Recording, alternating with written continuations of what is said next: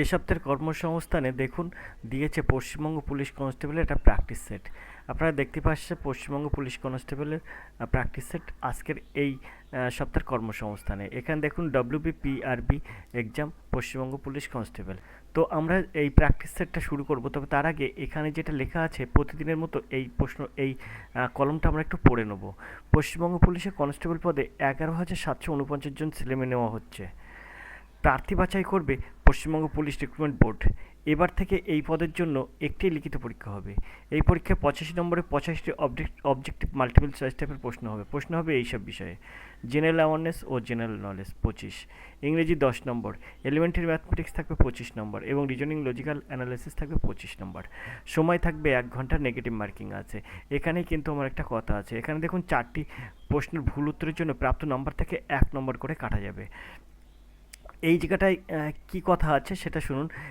এই জায়গাটা একটা বিষয় বুঝবেন যে 4টি ভুল হলে একটা নাম্বার কাটা যাবে।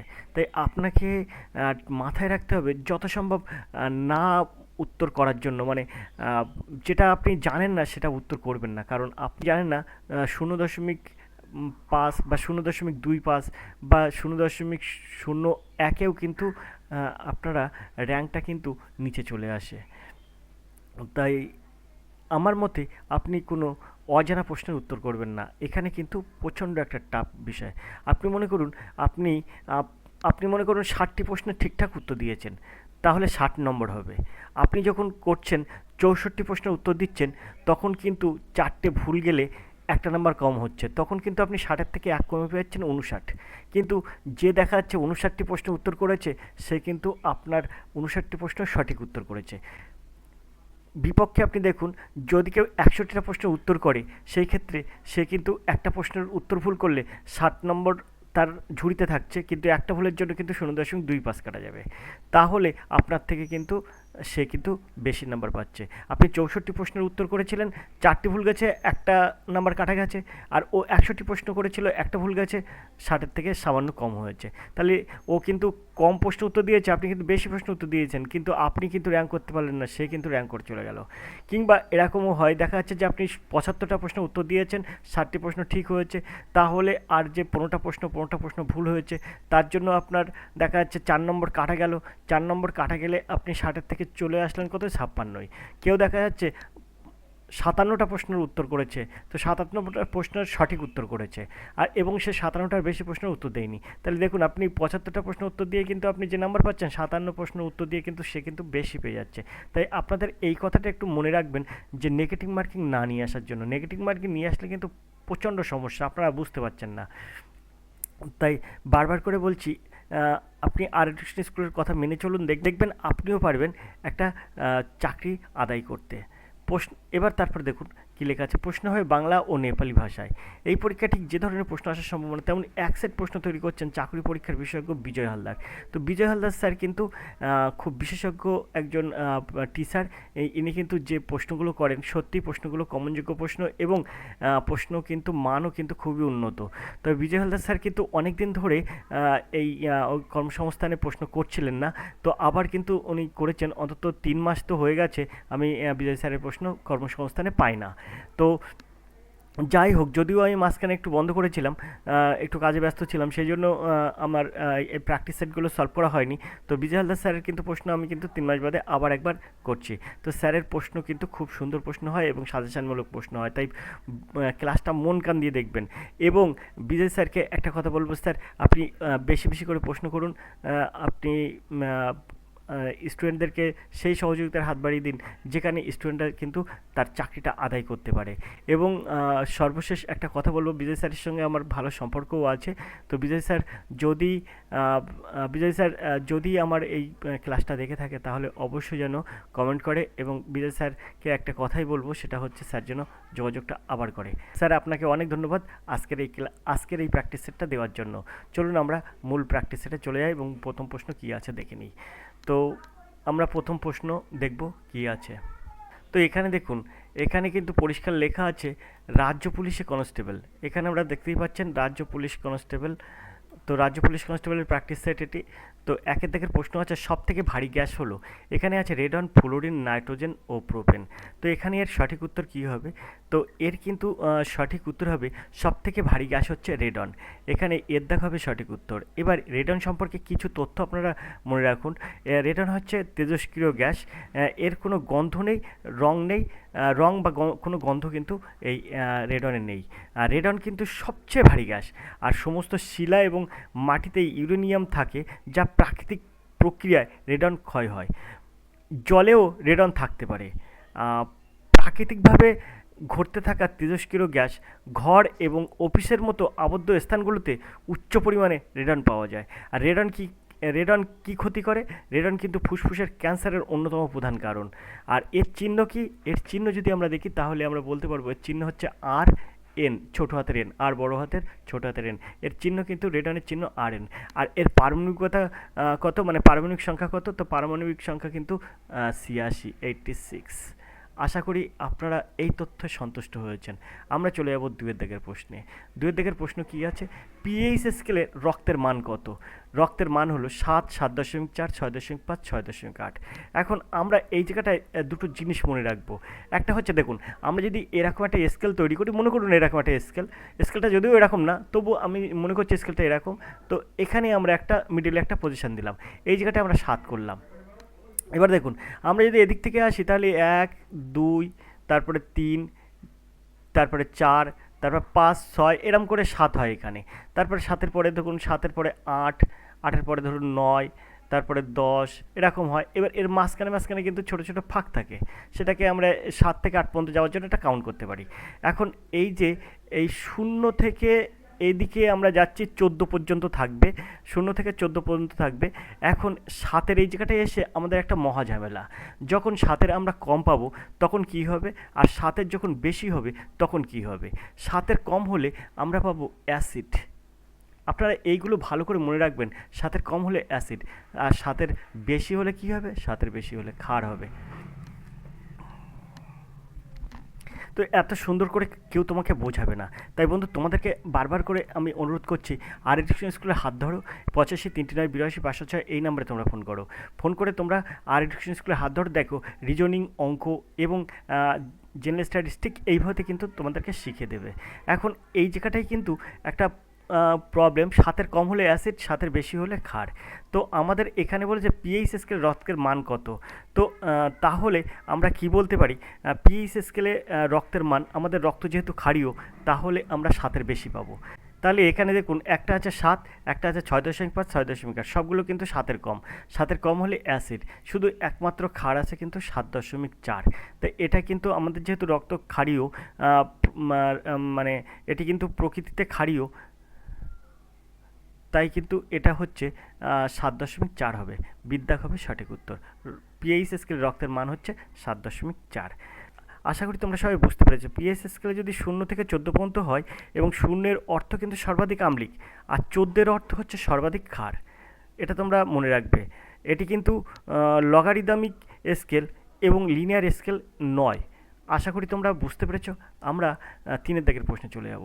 3-এর দাগে যে প্রশ্নটা আছে দেখো, তোমাদের খুব সুন্দর একটা প্রশ্ন আছে। বিজয় স্যারের প্রশ্ন কেন এত ভালো লাগে? তো আমরা যে প্রশ্নগুলো করব খুব সাজেশনমূলক প্রশ্ন। নিচের কোন যৌগের দ্রাব্যতা উষ্ণতা বৃদ্ধিতে পারে না? নিচের কোন যৌগের দ্রাব্যতা উষ্ণতা বৃদ্ধিতে পারে না? Potassium nitrate, magnesium sulphate, sodium chloride আর ক্যালসিয়াম সালফেট। তো এখানে আমরা বলেই দিতে পারি যে কোনটি হচ্ছে এর মানে এখানে কোন যৌগের দ্রাব্যতা উষ্ণতা বৃদ্ধিতে পারে না, সেটা হচ্ছে সোডিয়াম ক্লোরাইড। সোডিয়াম ক্লোরাইড সংকেত কি? NaCl। এটা কিন্তু সোডিয়াম ক্লোরাইডের সংকেত। তো সোডিয়াম ক্লোরাইড কিন্তু এখানে এর সঠিক উত্তর। উষ্ণতা বৃদ্ধিতে বাড়ে না, কোন যৌগের দ্রব্যতা উষ্ণতা বৃদ্ধিতে পারে না? তো সিদ্ধাক হবে সঠিক উত্তর, সোডিয়াম ক্লোরাইড। এবার আমরা 4 দিকের প্রশ্নে চলে যাবো। 4 দিকের প্রশ্ন আছে দেখুন, সোনার প্রলেপ দিতে তড়িৎ বিশ্লেষ্য দ্রবণ হিসেবে ব্যবহৃত হয় পটাশিয়াম আর্জেন্টোসায়ানাইড, স্টানাস ক্লোরাইড, পটাশিয়াম অ্যারোসায়ানাইড, পটাশিয়াম অরোসায়ানাইড আর ক্রোমিক সালফেট। তো এখানে এর সঠিক উত্তর কী হবে? তো দেখো, এই দুটোর মধ্যে কিন্তু ঝামেলা, এ আর সির মধ্যে ঝামেলা। পটাশিয়াম আর্জেন্টোসায়ানাইড আর পটাশিয়াম অরোসায়ানাইড। অরো বলতে কি আর আর্জেন্টো বলতে কি, এই দুটোর মধ্যে কিন্তু একটা হবে। সোনার প্রলেপ দিতে তড়িৎ বিশ্লেষক হিসেবে আমরা কি ব্যবহার করব? এটা কিন্তু সুন্দর একটা প্রশ্ন। তো সোনার ক্ষেত্রে আমরা করব কি, সোনার সংকেত হচ্ছে এইউ, এইউ। এটার ক্ষেত্রে আমরা অরো নিয়ে আসবো, অরো, পটাশিয়াম অরোসায়ানাইড। এটা কিন্তু সোনার ক্ষেত্রে লাগে, আমি কিন্তু সংকেতটা একটু বলে দিলাম। আর পটাশিয়াম আর্জেন্টোসায়ানাইড, এটা কিন্তু সিলভারের ক্ষেত্রে লাগে, সিলভার অর্থাৎ রূপোর ক্ষেত্রে কিন্তু লাগে, এজি, তাই আর্জেন্টোসায়ানাইড। আশা করি তোমরা বুঝতে পেরেছো। সোনার প্রলেপ দিতে তড়িৎ বিশ্লেষক দ্রবণ হিসাবে অরোসায়ানাইড, পটাশিয়াম অরোসায়ানাইড, আর পটাশিয়াম আর্জেন্টোসায়ানাইড হচ্ছে রূপার ক্ষেত্রে লাগে। আশা করি তোমরা বুঝতে পেরেছো কোথায় আর্জেন্টো হয় আর কোথায় অরো হয়। আর্জেন্টো কেন থেকে হয়, এজি থেকে, আর অরো হয় এইউ থেকে। আশা করি তোমরা বুঝতে পেরেছো। তো এইভাবে তো কিন্তু কোনো স্যার কিন্তু তোমাদেরকে বোঝাবে না। তোমরা যদি আরও একটু ভালোভাবে ক্লাস করতে চাও তাহলে অবশ্যই আরেকটু স্কুলের সাথে যোগাযোগ করো, তাহলে দেখবে তোমরাও পারবে জেনারেল স্টাডিজ, রিজনিং এবং অঙ্কের মতন সাবজেক্ট খুব দ্রুত আইডিয়া করতে এবং ভালোভাবে তোমাদের এটা সমাধান করতে। আমরা চলে যাবো 5 দাগের প্রশ্নে। এবার আমরা 5 দাগের প্রশ্নে চলে যাবো। 5 দাগের প্রশ্ন কী আছে দেখব। 5 দাগের প্রশ্ন আছে, ইনভার স্টিলের প্রধান উপাদান হলো 60% কপার ও 40% লোহা, 85% টিন ও 15% লোহা, 75% কপার ও 25% লোহা, আর 36% নিকেল ও 64% লোহা। তো ইনভার স্টিলের প্রধান উপাদান কি, এটা কিন্তু প্রশ্ন। তাই ইনভার স্টিলের প্রধান উপাদান কি, তাহলে এখানে আমরা ইনভারের মানে ইনভারটা কী জিনিস সেটা আমাদের প্রথমে বুঝতে হবে। ইনভার হলো ইনভার 36 নামক একটি বাণিজ্যিক গ্রেডে, এটি প্রায় 36% নিকেল এবং 64% লোহা নিয়ে গঠিত। এর গড়নাঙ্ক রয়েছে 1 এর গড়নাঙ্ক রয়েছে 1427 ডিগ্রি সি, এবং ফারেনহাইটে যদি দেখি তাহলে 2601 ডিগ্রি এফ। একটি ঘনত্ব, এটির ঘনত্ব হচ্ছে 8.05 গ্রাম পার সেমি কিউ। 1961 সালে ওয়েস্টিংহাউস বিজ্ঞানীরা ইনভার পরিসরকে 30 থেকে 45 পরমাণু পার্সেন্ট নিকেল হিসেবে বর্ণনা করেছিলেন। আশা করি তোমরা বুঝতে পেরেছো। তাহলে এখানে সঠিক উত্তর কী হবে, 36% নিকেল এবং 64% লোহা নিয়ে কিন্তু এই ইনভার স্টিল গঠিত। ডিদ্দাগ হবে সঠিক উত্তর। এবার আমরা 6 দাগের প্রশ্নে চলে যাব। মুদ্রা ধাতু হলো কপার, সিলভার, গোল্ড সবগুলি। তো এখানে মুদ্রা ধাতু কাকে বলবো? ঐতিহাসিকভাবে বেশিরভাগ মুদ্রা ধাতু পর্যায় সারণীর 11তম গ্রুপে, তো 1-এর বি শ্রেণীতে এর কপার, সিলভার, সোনা, অর্থাৎ কপার বলতে সিইউ, তারপরে সিলভার হচ্ছে এজি, গোল্ড অর্থাৎ সোনা হচ্ছে এইউ। এই মৌলগুলোকে আমরা একসাথে বলবো মুদ্রা ধাতু। কেন বলবো? কারণ এগুলো কিন্তু মুদ্রা তৈরিতে ব্যবহার হতো এক সময়। এগুলো কিন্তু সব গ্রুপের মানে পর্যায় সারণীর 11-র 1-এর বি গ্রুপে কিন্তু এটা অবস্থান করে। আশা করি তোমরা বুঝতে পেরেছো। তাহলে মুদ্রা ধাতু কোনগুলো? মুদ্রা ধাতু এগুলো সবগুলোই, কপার, সিলভার, গোল্ড। আশা করি তোমরা বুঝতে পেরেছো। আমরা চলে যাবো 7 দাগের প্রশ্নে। 7 দাগের প্রশ্ন আছে, ইলেকট্রন আবিষ্কার করেন কে? J Thomson, Goldstein, Chadwick, Arrhenius. তো এটা সঠিক উত্তর হবে জে থমসন কিন্তু ইলেকট্রন আবিষ্কার করেন। তিনি করেন সম্ভবত 1887, এবং এই কাজের জন্য সম্ভবত 1906 সালে ইনি কিন্তু নোবেল পুরস্কার পান। আশা করি তোমরা বুঝতে পেরেছো। এটা কিন্তু এক্স্যাক্টলি 1897 সালে, ওটা 87 সাল না, এটা মনে হচ্ছে 87 সাল নয়, এটা সম্ভবত 97 সালে, 1897 সালে কিন্তু ইলেকট্রন আবিষ্কার করেন জে থমসন। তো আশা করি তোমরা বুঝতে পেরেছো। আমরা চলে যাবো পরের প্রশ্নে। আমরা এবার 8 দাগের প্রশ্ন দেখব। 8 দাগের প্রশ্ন আছে, যে মৌলের পরমাণুর নিউক্লিয়াসে নিউট্রন সংখ্যা একই কিন্তু ভর সংখ্যা আলাদা হয় তাকে কি বলা হয়? এখানে আছে পারমাণবিক সংখ্যা, আইসোটোপ, আইসোবার, আইসোটোন। তো এখানে আমরা একটা সঠিক উত্তর জেনে নেব।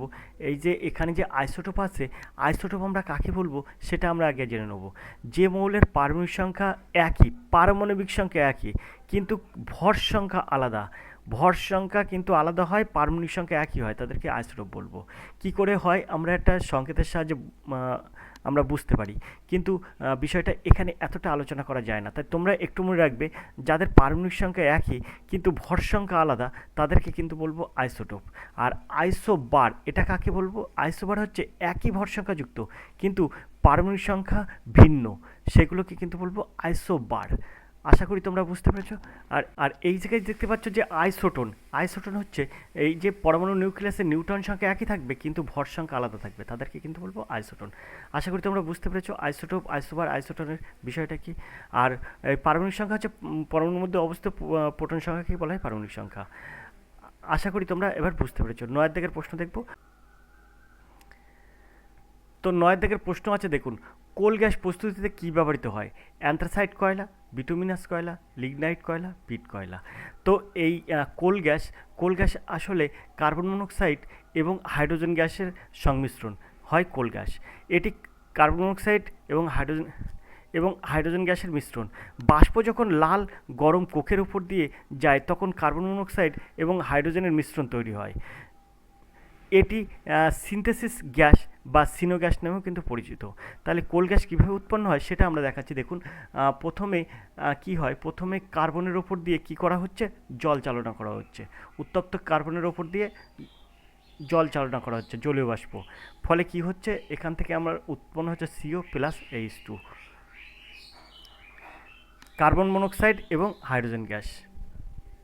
তো এখানে বলছে, এখানে এইটা প্রস্তুত করতে বলছে এটা। এবার এখানে প্রশ্ন হচ্ছে, এখানে এই কোল গ্যাস প্রস্তুতিতে কী ব্যবহৃত হয়? তো এখানে লাগে হচ্ছে বিটুমিনাস কয়লা অর্থাৎ কোক। এই যে, আশা করি তোমরা বুঝতে পেরেছো। আমরা চলে যাবো পরের প্রশ্নে। পরের প্রশ্ন আছে 10 দাগের প্রশ্ন। প্রডিউসার গ্যাস হলো CO+N2, CO+H2, CO+S মিশ্রণ আর CO+Cl2 মিশ্রণ। তো এখানে এর সঠিক উত্তর কী হবে? তো প্রডিউসার গ্যাস এটা হচ্ছে লোহিততপ্ত কোক কার্বনের উপর দিয়ে 1100 ডিগ্রি সেন্টিগ্রেড তাপমাত্রায় বায়ু চালনা করলে মূলত গ্যাস ও গ্যাসের মিশ্রণ পাওয়া যায়, তাকে কিন্তু আমরা বলবো প্রডিউসার গ্যাস। এই গ্যাস উৎপাদনের স্টিল নির্মিত চুল্লির নাম হচ্ছে প্রডিউসার। এই চুল্লির নাম অনুসারে এতে কিন্তু উৎপাদিত গ্যাসটির নাম হচ্ছে প্রডিউসার গ্যাস। আশা করি তোমরা বুঝতে পারছো। তো তাপমাত্রা কত লাগে? 11,000 ডিগ্রি সেলসিয়াস তাপমাত্রা কিন্তু বায়ু চালনা করতে হয় কোক কার্বনের ওপর দিয়ে। তাহলে এখানে এর সঠিক উত্তর কী হবে? তো এখানে এর সঠিক উত্তর হবে কোক কার্বন অর্থাৎ সিওর ওপরে তোমার N2 এর মিশ্রণ, অর্থাৎ এর দাগ হবে সঠিক উত্তর। আশা করি তোমরা বুঝতে পেরেছো। আমরা চলে যাবো 11 দাগের প্রশ্নে। ক্ষমতার ব্যবহারিক একক কী? এখানে আছে জুল, আর্গ, ওয়াট আর নিউট্রন। তো আন্তর্জাতিক একক পদ্ধতি অর্থাৎ SI পদ্ধতিতে ক্ষমতার ব্যবহারিক একক হলো ওয়াট, যা কিন্তু প্রতি 1 সেকেন্ডে প্রতি সেকেন্ডে 1 জুল কার্য করার ক্ষমতাকে কিন্তু বলা হয় ওয়াট। আশা করি তোমরা বুঝতে পেরেছো। সিদ্ধাক হবে সঠিক উত্তর। ক্ষমতার ব্যবহারিক একক হচ্ছে ওয়াট। চলে যাবো আমরা 12 দাগের প্রশ্নে। 12 দাগের প্রশ্ন কী আছে সেটা দেখব। 12 দাগের প্রশ্ন আছে, কোন আলোর তরঙ্গ দৈর্ঘ্য সব থেকে কম? বেগুনি, আকাশি, সবুজ আর লাল। সবার উপরে থাকে বেগুনি, তাই এটার কিন্তু তোমার হচ্ছে এর তরঙ্গ দৈর্ঘ্য সব থেকে কম, অর্থাৎ এর দেখা হবে সঠিক উত্তর। আর বেগুনি আলোর তরঙ্গ দৈর্ঘ্য সব থেকে কম হয়। তো আশা করি তোমরা বুঝতে পেরেছো। এবার 13 দাগের প্রশ্ন আছে, কোন মাধ্যমে শব্দের গতিবেগ সব থেকে বেশি? কঠিন, তরল, গ্যাসীয়, অর্ধতরল। তো এখানে সঠিক উত্তর হবে কঠিনে সবচেয়ে শব্দের গতিবেগ বেশি। তারপরে যে বেগটা আছে শব্দের বেগ, তারপরে কঠিনের পরে কিন্তু এই কঠিনের পরে কিন্তু তরলের মধ্যে শব্দের বেগ সবচেয়ে বেশি। কঠিনের পরে তরলের মধ্যে গতিবেগ শব্দের বেগ সবচেয়ে বেশি। কঠিনের পরে কিন্তু তরলের মধ্যে শব্দের বেগ বেশি। আর সবচেয়ে কম আছে কিন্তু গ্যাসীয় পদার্থের মধ্যে। গ্যাসীয়র মধ্যে কিন্তু শব্দের বেগ সবচেয়ে সর্বনিম্ন। আশা করি তোমরা বুঝতে পেরেছো। আর এই পুরো সিস্টেম অর্থাৎ শব্দের গতিবেগ এটা বলতে কী বোঝায়? শব্দের গতিবেগ বলতে বোঝায়, শব্দের গতিবেগ হচ্ছে একটি স্থিতিস্থাপক মাধ্যমে বিস্তার লাভের সময় প্রতি একক সময়ে শব্দ তরঙ্গ যে দ্রুত অতিক্রম করে, প্রতি একক সেকেন্ড সময়ে শব্দ যে দ্রুত অতিক্রম করে সেটি কিন্তু শব্দের গতিবেগ। আশা করি তোমরা পুরো ডিটেলসটা জানতে পারলে। আমরা 14 দাগের প্রশ্নে চলে যাব। নিচের কোনটিকে আত্মঘাতী থলি বলা হয়? Mitochondria, lysosome, ribosome, Golgi body. তো এই যে আত্মঘাতী থলি এটাকে বলা হয় কিন্তু লাইসোজোমকে আত্মঘাতী থলি বলা হয়। কেন বলা হয় অবশ্যই কমেন্ট করবে। আর তোমরা যদি তোমাদের কাছে একটা রিকোয়েস্ট, যদি ক্লাসটা যদি তোমাদের ভালো লাগে তাহলে অবশ্যই ক্লাসটিতে লাইক করবে। আর তোমাদের যদি কিছু জানা বোঝার ইচ্ছা থাকে তাহলে 85 339 82 506 এই নাম্বারে তোমরা সরাসরি ফোন করতে পারবে। সরাসরি ফোন করে আর এডুকেশন স্কুলের সাথে কথা বলতে পারবে। আমরা চলে যাবো 15 দাগের প্রশ্নে। 15 দাগে যে প্রশ্নটা আছে সেটা কি প্রশ্ন আছে, মানবদেহে ককলিয়া অংশটি রয়েছে চোখে, কানে, জিভে, মুখে। মানবদেহে ককলিয়া এই অংশটির আছে কিন্তু কানে অবস্থিত। ককলিয়া হলো ফাঁপা যা কানের অভ্যন্তরীণ অংশে পাওয়া যায়, হাড়ের মধ্যে রয়েছে, যা শ্রবণ শক্তিতে কিন্তু গুরুত্বপূর্ণ ভূমিকা পালন করে এবং মানুষের কানে শ্রবণ ট্রান্সডাকশনার শোনার প্রক্রিয়া অংশগ্রহণ করে। আশা করি তোমরা সব বুঝতে পেরেছ। আমরা চলে যাব পরের প্রশ্নে। পরের প্রশ্ন কি আছে, 16 দাগের প্রশ্ন। 16 দাগের প্রশ্ন আছে লোহিত রক্তকণিকার গড় আয়ু কত? 90 দিন, 120 দিন, 150 দিন, 180 দিন। তো লোহিত রক্তকণিকার গড় আয়ু হচ্ছে 100 থেকে 120 দিন। আশা করি তোমরা বুঝতে পেরেছ। তো এখানে বিদ্যাগ হবে সঠিক উত্তর। 100 থেকে 120 দিন কিন্তু লোহিত রক্তকণিকার মানে জীবনকাল। আর এই সময় কিন্তু এই রক্তকণিকা ক্রমাগত রক্তপ্রবাহের ধাক্কায় ধমনীতে হচ্ছে রক্তপ্রবাহের ধাক্কায়, এটা কিন্তু ধমনীতে, আর রক্তপ্রবাহের টান এটা কিন্তু শিরাগুলিতে, এবং দুটির সংমিশ্রণে মিশ্রিত ক্রমবর্ধমানভাবে সঞ্চালিত হতে থাকে। আশা করি তোমরা বুঝতে পারছো। চলে যাবো আমরা 17 দাগের প্রশ্নে। 17 দাগের প্রশ্ন কি আছে? 17 দাগের যে প্রশ্নটা আছে দেখো, ব্লাড ব্যাংকে রক্ত সংরক্ষণের জন্য তঞ্চক্রোধক পদ্ধতি হিসাবে কী ব্যবহার করা হয়? খুব সুন্দর একটা প্রশ্ন। মানে এই প্রশ্নটা দেখো একদম নতুন, তঞ্চক্রোধক পদ্ধতি হিসেবে কী ব্যবহার করা হয় ব্লাড ব্যাংকের রক্তে। খুব সুন্দর প্রশ্ন। এই রকম প্রশ্ন যদি তোমরা পেতে চাও তার আর এডুকেশন স্কুলের সাথে যোগাযোগ রাখতেই হবে, এবং আর এডুকেশন স্কুলটা তোমাকে ফলো করতে হবে, দেখতে হবে যে আর এডুকেশন স্কুলের যে প্রশ্নগুলো সেগুলো কেমন ধরনের প্রশ্ন। দেখো এই প্রশ্নটা কিন্তু খুব আননোন প্রশ্ন এবং খুব কমনযোগ্য একটা প্রশ্ন। তো এখানে আছে acetic acid, potassium nitrate, sodium nitrate, magnesium sulphate. তো এখানে এর সঠিক উত্তর কী হবে? ব্লাড ব্যাংকে রক্ততঞ্চক রোধক হিসেবে কী ব্যবহার করা হয়? ইথিলিন ডায়ামিনটেট্টা অ্যাসিটিক অ্যাসিড দৃঢ়ভাবে এবং অপরিবর্তনীয়ভাবে ক্যালসিয়াম আয়নকে বন্ধনে আবদ্ধ করে, রক্তকে জমাট বাঁধতে বাধা দেয়। সাইটেট টিউবে তরলের আকার থাকে এবং তঞ্চন পরীক্ষার পাশাপাশি রক্ত সঞ্চালনের ব্যাগে ব্যবহৃত হয়। তাহলে আশা করি তোমরা বুঝতে পেরেছো। এখন এখানে তাহলে আমরা কি এর উত্তর, তাহলে এখানে এর উত্তরটা কী হবে? তো এখানে 17 দাগের এর সঠিক উত্তরটা তাহলে কী হবে? তো 17 দাগের এখানে সঠিক উত্তর হবে কিন্তু সোডিয়াম সাইট্রেট। আশা করি তোমরা বুঝতে পেরেছো। তো এখানে এর সঠিক উত্তর হবে সোডিয়াম সাইট্রেট, অর্থাৎ সিদ্ধাগ হবে সঠিক উত্তর। আমরা চলে যাব 18 দাগের প্রশ্নে। 18 দাগের প্রশ্ন কী আছে? 18 দাগের প্রশ্ন আছে ফ্যাট জাতীয় খাদ্যের তাপন মূল্য কত? 4 ক্যালোরি, 4.1 ক্যালোরি, 4.3 ক্যালোরি, আর 9.3 ক্যালোরি। তো এর সঠিক উত্তর হবে ফ্যাট জাতীয় খাদ্যের তাপন মূল্য হচ্ছে 9.3 ক্যালোরি। আশা করি তোমরা বুঝতে পেরেছো। 1 গ্রাম ফ্যাট জারিত হলে কিন্তু 9.3 কিলোগ্রাম ক্যালোরি শক্তি উৎপন্ন হয় 1 গ্রাম ফ্যাট জাতীয় খাবার জারিত হলে। আশা করি তোমরা বুঝতে পারছো। আমরা চলে যাব পরের প্রশ্নে। পরের প্রশ্ন দেখব 19 দাগের প্রশ্ন। ভারতে শহীদ দিবস কবে পালিত হয়? এখানে আছে 10 জানুয়ারি, 15 জানুয়ারি, 20 জানুয়ারি, 30 জানুয়ারি। তো ভারতের শহীদ দিবস কবে পালিত হয়? ভারত 1948 সালের মহাত্মা গান্ধীর গুপ্ত হত্যার দিনে, অর্থাৎ 30 জানুয়ারিতে ভারতের জাতীয় শহীদ দিবস পালিত হয়। তো এখানে এর সঠিক উত্তর হবে কিন্তু 30 জানুয়ারি, দিক হবে সঠিক উত্তর। আমরা 20 দাগের প্রশ্নে চলে যাব। প্রশ্নটা আমরা একটু ওপরের দিকে তুললাম। 20 দাগের প্রশ্ন আছে গ্র্যামি পুরস্কার কোন ক্ষেত্রে দেওয়া হয়? সঙ্গীত, সাহিত্য, চলচ্চিত্র আর খেলাধুলো। তো এখানে 20 দাগের সঠিক উত্তর কী হবে? তা গ্র্যামি পুরস্কার হলো মার্কিন দ্য রেকর্ডিং একাডেমি কর্তৃক প্রবর্তিত বার্ষিক পুরস্কার, যা সঙ্গীত শিল্পে অসাধারণ কৃতিত্বের প্রদান করা হয়। এটি 1958 সালে পরিবর্তিত হয়। 1971 সাল পর্যন্ত এই পুরস্কার বিতরণ অনুষ্ঠান নিউ ইয়র্ক এবং লস অ্যাঞ্জেলেসে অনুষ্ঠিত হতো। তো এর সঠিক উত্তর তাহলে কী হবে? গ্র্যামি পুরস্কার তাহলে কোন ক্ষেত্রে দেওয়া হয়? তো গ্র্যামি পুরস্কার দেওয়া হয় কিন্তু সঙ্গীতে, অর্থাৎ এর দাগ হবে সঠিক উত্তর। সঙ্গীতে কিন্তু গ্র্যামি পুরস্কার দেওয়া হয়। আমরা চলে যাব 21 দাগের প্রশ্নে। হফম্যান কাপ কোন খেলার সঙ্গে যুক্ত? ফুটবল, লন টেনিস, ক্রিকেট আর ব্যাডমিন্টন। তো এখানে এটা কিন্তু খুব সুন্দর একটা প্রশ্ন, হফম্যান কাপ কোন খেলার সাথে যুক্ত?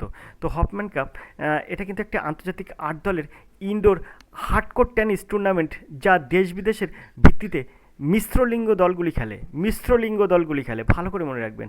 এটি কিন্তু 1989 থেকে 2019 পর্যন্ত প্রতি বছর কিন্তু পশ্চিম অস্ট্রেলিয়ার পার্থে অনুষ্ঠিত হয়েছিল। প্রতি বছর কিন্তু 1989 সাল থেকে 2019 পর্যন্ত প্রতি বছর কিন্তু অস্ট্রেলিয়ার পার্থে অনুষ্ঠিত হয়েছিল। আশা করি তোমরা বুঝতে পেরেছো। তাহলে এর সঠিক উত্তর কী হবে? তো 21 দাগের সঠিক উত্তর হবে কিন্তু এটা হচ্ছে লন টেনিস, অর্থাৎ বিদ্যাগ হবে সঠিক উত্তর। হপম্যান কাপ এটা লন টেনিসের সাথে যুক্ত। আমরা 22 দাগের প্রশ্নে চলে যাব। সুন্দর করে এই প্রশ্নগুলোর উত্তর আপনাদের সামনে উপস্থাপন করছি। তোমরা যদি ক্লাসটা তোমাদের কাছে একটু হলেও ভালো লাগে তাহলে ক্লাসটিতে একটা লাইক করবে। মোট কতগুলি পুরুষ ক্রিকেট বিশ্বকাপ হয়েছে, এখানে যে প্রশ্নটা আছে দেখুন 22 দাগের প্রশ্ন, কতগুলি মোট ক্রিকেট বিশ্বকাপ হয়েছে? তো পুরুষ বিশ্বকাপ হয়েছে মোট 14টি। এখানে ডিদ্দাক হবে সঠিক উত্তর। এ পর্যন্ত 14টি ক্রিকেট বিশ্বকাপ হলেও 4টিতে কিন্তু ভারত ফাইনালে উঠেছিল। একটা ছিল 1983, একটা ছিল 2003, একটা ছিল 2011, একটা ছিল 2023। তো তার মধ্যে কিন্তু 1983 সালে ভারত কিন্তু কপিল দেবের কপিল দেব ক্যাপ্টেন্সিতে, কপিল দেবের অধিনায়কত্বে পুরস্কারটা সেবার কিন্তু বিশ্বকাপটা পায়। 2011 সালে কিন্তু বিশ্বকাপ পায় মহেন্দ্র সিং ধোনির অধিনায়কত্বে। আর 2023 সালে কিন্তু এটা কিন্তু তারা বিশ্বকাপের ফাইনালে উঠলেও কিন্তু অস্ট্রেলিয়ার কাছে পরাজিত হয়। সেই সময় অস্ট্রেলিয়া কিন্তু উইনার টিম হয়। তা আশা করি তোমরা বুঝতে পেরেছো, গত 2023-এ কিন্তু এই বিশ্বকাপের ফাইনালে ভারত উঠেছিল। তো আশা করি তোমরা সবাই বুঝতে পেরেছো। আমরা 23 দাগের প্রশ্নে চলে যাব। শিমলিপাল অভয়ারণ্য ভারতের কোন রাজ্যে রয়েছে? বিহার, উড়িষ্যা, অন্ধ্রপ্রদেশ আর আসাম। তো এখানে এর সঠিক উত্তর কী হবে? শিমলিপাল হলো ভারতের উড়িষ্যা রাজ্যের ময়ূরভঞ্জ জেলার একটি বাঘ সংরক্ষণ, যা কিন্তু 2750 বর্গ কিলোমিটার জুড়ে কিন্তু রয়েছে। তাহলে কোথায় অবস্থিত? শিমলিপাল হলো ভারতের উড়িষ্যা রাজ্যের ময়ূরভঞ্জ জেলার একটি বাঘ সংরক্ষণগার। তাহলে এটা শিমলিপাল এই অভয়ারণ্য কিন্তু বাঘ সংরক্ষণগার অর্থাৎ বাঘ অভয়ারণ্য। আর এটা কিন্তু কোথায় রয়েছে? উড়িষ্যায়। উড়িষ্যার কোথায় আছে? উড়িষ্যার কিন্তু ময়ূরভঞ্জ জেলায়। আশা করি তোমরা বুঝতে পেরেছো। এর আয়তন কতটা? এর আয়তন হচ্ছে 2750 বর্গ কিলোমিটার জুড়ে রয়েছে। আশা করি তোমরা সবাই বুঝতে পেরেছো। বিদ্যাক হবে সঠিক উত্তর। আমি কিন্তু শুধু শিমলিপাল বললাম না, শিমলিপাল কোন পশুর অভয়ারণ্য সেটাও বলে দিলাম, উড়িষ্যা রাজ্যের কোথায় অবস্থিত সেটাও কিন্তু বলে দিলাম, এর আয়তনও বলে দিলাম। আয়তন কত? 2750 বর্গ কিলোমিটার। আমরা চলে যাব 24 দাগের প্রশ্নে। ভারত মাতা প্রকল্প কোন ক্ষেত্রে সঙ্গে জড়িত? এখানে হচ্ছে রেল, সড়ক, জাহাজ, বিমান। তো এখানে ভারত মাতা হয় অথবা ভারত মালা হয়। তো ভারতমালা এটা কিন্তু সড়কের সাথে কিন্তু যুক্ত। ভারতমালা রাস্তা সেটা কিন্তু সড়কের সঙ্গে যুক্ত, অর্থাৎ বিদ্যাক হবে সঠিক উত্তর। আমরা চলে যাবো 25 দাগের প্রশ্নে। 25 দাগের প্রশ্ন হচ্ছে অরণ্যের অধিকার বইটি কার লেখা? বিভূতিভূষণ বন্দ্যোপাধ্যায়, সঞ্জীব চট্টোপাধ্যায়, রাজশেখর বসু, মহাশ্বেতা দেবী। তো মহাশ্বেতা দেবী কিন্তু এই অরণ্যের অধিকারটার মানে বইটির লেখক, এবং এই মহাশ্বেতা দেবী এই অরণ্যের অধিকার বইটা লিখেই কিন্তু ইনি ব্যাপক একটা সাড়া ফেলে দিয়েছিলেন। অরণ্যের অধিকার কিন্তু মহাশ্বেতা দেবীর একটি বাংলা উপন্যাস, এটি কিন্তু 1977 সালে প্রথম প্রকাশিত হয়েছিল, যার জন্য তিনি 1979 সালে সাহিত্য একাডেমি পুরস্কার পেয়েছিলেন। এবং সবার কিন্তু সামনে এই লেখক চলে আসে মহাশ্বেতা দেবী। এটি কিন্তু একটি আদিবাসী মুক্তিযোদ্ধার বিরসা মুন্ডার জীবন ও সংগ্রামের বিবরণ কিন্তু এতে দেওয়া হয়, এবং উপন্যাসটা কিন্তু খুব জনপ্রিয় একটা উপন্যাস মহাশ্বেতা দেবীর। তো আশা করি তোমরা বুঝতে পেরেছো। তো বিভূতিভূষণ বন্দ্যোপাধ্যায়ের যদি আমরা দেখি, তা বিভূতিভূষণ বন্দ্যোপাধ্যায়ের কিছু উপন্যাস আমরা বলছি: পথের পাঁচালী, আরণ্যক, তারপরে দেবযান, চাঁদের পাহাড়, এগুলো কিন্তু বিভূতিভূষণ বন্দ্যোপাধ্যায়। আর মহাশ্বেতা দেবীর আরও দুটো উপন্যাসের নাম বলি: হাজার চুরাশির মা, এটা কিন্তু মহাশ্বেতা দেবীর। তারপরে রুদ্রালী, এটাও কিন্তু মহাশ্বেতা দেবীর। আশা করি তোমরা বুঝতে পেরেছো। তো 25 দাগের সঠিক উত্তর হবে কিন্তু মহাশ্বেতা দেবী। আমরা চলে যাবো 26 দাগের প্রশ্নে। তো এ পর্যন্ত 25 দাগের প্রশ্ন পর্যন্ত ছিল কিন্তু জেনারেল স্টাডিজ। তো জেনারেল স্টাডিজের আজকে ক্লাসটা কেমন লাগলো অবশ্যই তোমরা লাইক, কমেন্ট, শেয়ার করবে, এবং অবশ্যই তোমরা কমেন্ট করবে এবং এতে একটি করে লাইক করবে। আমরা 26 দাগের প্রশ্নে চলে যাব। 26 দাগের প্রশ্ন আছে রিজনিংয়ের প্রশ্ন। তো রিজনিংয়ের প্রশ্ন যদি রিজনিংয়ের প্রথম প্রশ্ন কী আছে আমরা দেখব। তার জন্য প্রশ্নটা আমরা একটু উপরের দিকে তুলে নিলাম। এখন ACF is to GIL, MOR is to জিজ্ঞাসা চিহ্ন। তো দেখুন, এ থেকে জিতে যাব। এখানে আমরা ACF এইটার একটা আমরা মধ্যখানে কটা লেটার বাদ যাচ্ছে সেটা দেখব। এরপরে বি বাদ যাচ্ছে, সি হচ্ছে, তারপর দেখো ডি, তারপরে DE, এই দুটো বাদ যাচ্ছে, তারপরে এ পাশটা, তার মানে একটা লিটার বাদ, তারপর দুটো লিটার বাদ। এখানে দেখো এইচ বাদ যাচ্ছে, আই আসছে, জে কে এই দুটো বাদ যাচ্ছে, তারপরে এল আসছে। এখানে আমরা তাই করব। এম এর পরে একটা লেটার বাদ দেবো, MN বাদ দেবো, DO আসছে, ওর পরে PQ বাদ দেবো, আর আসছে। তাহলে ঠিক এই জায়গাটায় আমরা কি করব? তো দেখো এখানে কি দিয়ে শুরু করব সেটা আগে দেখো। এফ এর পরে জি দিয়ে শুরু করেছি। তাহলে এখানে আমরা কি করব? এখানে আমরা দেখো এই এখানে আমরা A B C D E F G পেয়েছি, এফের পরে আমরা জি দিয়ে শুরু করছি, তাহলে আর এর পরে কী হবে, ওপি কিউ আর এর পরে এস দিয়ে শুরু হবে, তাহলে এস দিয়ে আমরা শুরু করলাম, আর এর পরে এস দিয়ে শুরু করলাম। এখন এসের পরে টি বাদ যাবে, এস টি ইউ হয়ে যাবে, তারপরে ভি ডাব্লিউ বাদ যাবে, তারপরে এক্স হবে, তাহলে এস টি ইউ বাদ গেল, S T U V W বাদ গেল, তারপরে এক্স, তাহলে এস ইউ এক্স কিন্তু এর সঠিক উত্তর হবে, অর্থাৎ সিদ্ধাভাবে সঠিক উত্তর। দেখো কত সুন্দরভাবে কিন্তু এই রিজনিংগুলো সমাধান করা যায়। এখানে দেখো আমরা যদি এটাকে 27 দাগের প্রশ্নের উত্তর দেখি, তাহলে এটা আমরা বলতে পারি 11 স্কোয়ার মানে 121, তার সঙ্গে 2 যোগ করো 123 আসছে। 12 স্কোয়ার কত হবে, 12 স্কোয়ার হচ্ছে 144, 144-এর সাথে তুমি কি করবে, 2 যোগ করবে, তাহলে হয়ে যাবে 146। তাহলে 146 হচ্ছে এর উত্তর হয়ে যাবে। তাহলে আমরা ও পেজে দেখবো 146 আসছে কেমন। চলুন ও পেজে যাই, 146 আসছে কেমন দেখি। তো দেখো তোমরা সবাই, তোমরা অবশ্যই দেখতে পাচ্ছ 146 কিন্তু বিদ্যাগ আছে, বিদ্যাগ হবে সঠিক উত্তর। তো এইভাবে কিন্তু এই রিজনিংগুলো সমাধান করা যায়। এবারে আমরা 28 দাগের প্রশ্নে চলে যাবো। 28 দাগের প্রশ্ন কী আছে, তো 28 দাগের এই রিজনিং কিন্তু আজকে ক্লাসে আমরা করব না, 28 দাগের রিজনিং থেকে এই বাকি রিজনিংগুলো কিন্তু আমরা এবার ক্লাসে করব। তো আজকে ক্লাসে আমরা এই পর্যন্ত রাখছি, দেখা হয় পরের ক্লাসে, ততক্ষণ তোমরা ভালো থেকো, সুস্থ থেকো, ধন্যবাদ, তোমাদের দিন শুভ হোক।